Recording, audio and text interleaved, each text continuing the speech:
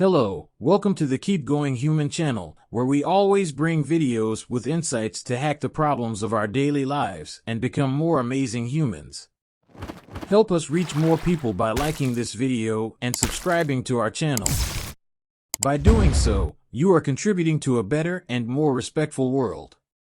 Of course, if you have come here, you are looking for the formula to be respected, and for that, I want to start this conversation with a story that happened to me. Once, I went to a hotel and after registering and checking in, I did what we usually do in such places, adjusted things to make our stay more pleasant, observed the rules of the place, checked the prices of the minibar. Then, I went down to the reception and told them that I could no longer stay there. The receptionist was very concerned and tried to understand why, asking me things like, "Did you not like your room? Did you feel offended by something? Are you not feeling well?"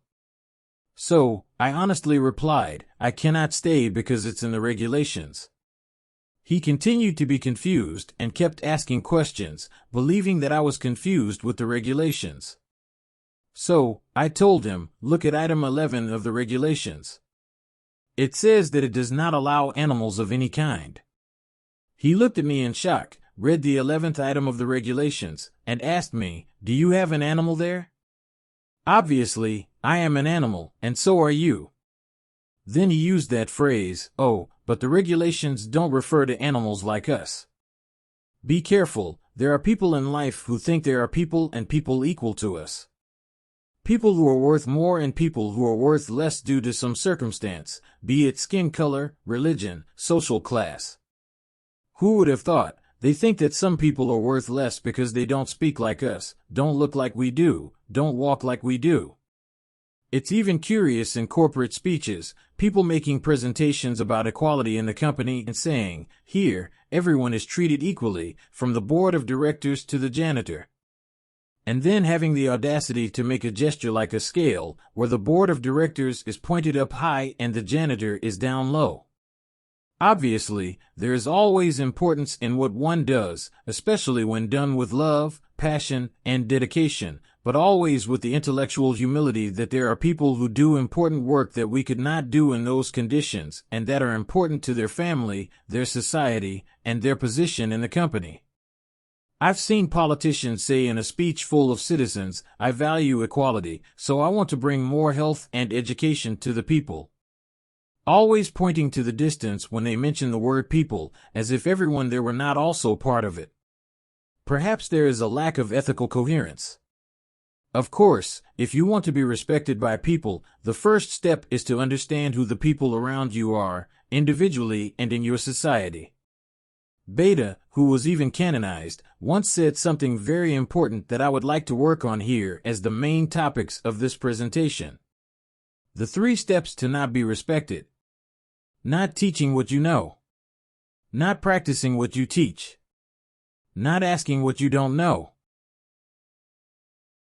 There are many, here and elsewhere, who put the power of knowledge, ability, and authority at the service of a society that needs it. Right? These are 3 virtuous paths to an honorable past in 30 or 40 years.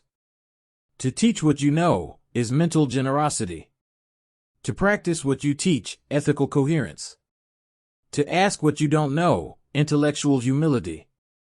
Yes, if you want to be respected, you will need to build in the present what you expect in the future. I'll repeat. To teach what you know is mental generosity. To practice what you teach, ethical coherence.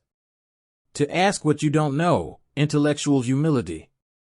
Today, we live in multiple paradigms. We need ethical coherence to practice what we teach, mental generosity to share what we know, and especially, perhaps the most important, intellectual humility. That is, I know that I don't know everything, so that I do not become mediocre. I need to be available, permeable to learn what I don't know. In fact, only by recognizing what I don't know will we know if what we do still makes sense or not, and in this sense, opening our minds to a world that is emerging. In a world where I can publish books in digital form, attend in-person courses, or online presentations that are for the world, we can make use of our capacity to make all these connections of our time of existence, but above all celebrating with humility. And a person who has humility knows that humility cannot be confused with subservience. A subservient person is one who bends, submits, weakens. A humble person is one who knows that they don't know everything, the person who knows that there are others who also know what they know, the person who understands that there are others who know more than them, the person who knows that she and another person together will know more than separately, the person who knows that together they will still not know everything that can be known.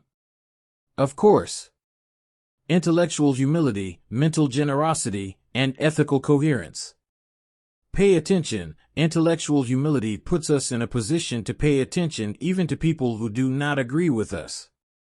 One of the most foolish things is to think that we already know everything that can be known and everything that is necessary. I'm going to tell another story here. A woman got into a taxi and gave an instruction, "Please take me to the airport." The driver promptly replied, "Of course," and began the journey. Halfway through the trip, the woman thought, "Funny, the taxi drivers around here talk so much, this one is so quiet, I think I wasn't friendly to him." Since she was sitting in the back seat, she had no doubt and tapped him on the back. When she tapped him on the back, he swerved onto the sidewalk, pale and sweating, in shock. She apologized sincerely, "I'm sorry, I didn't mean to scare you, please forgive me." Then the driver replied, "No, please, ma'am, I apologize. Today is my first day as a taxi driver, and you are my first passenger." And she asked, "What did you do before?" Because the driver was already quite old. He replied, "I worked as a driver for the funeral service for more than 20 years. Beware of the tap on the back, it may be your past haunting you. Don't think that just because you've been doing something for 20 to 30 years, you're prepared to do it forever. Yes, reflect. In a changing world, you need to be open to the new. You need to have the intellectual humility to recognize that life is a constant change, and we must be capable of changing our paradigms without losing our competence. Certainly, by using these teachings, you will be respected, whether in your society, your work, or your family. Teaching what you know is mental generosity. Practicing what you teach is ethical coherence. Asking what you don't know is intellectual humility. Of course, if you've made it this far, you can support us by leaving a like and subscribing to our channel. Exercise your mind. Click on our suggested videos. See you there.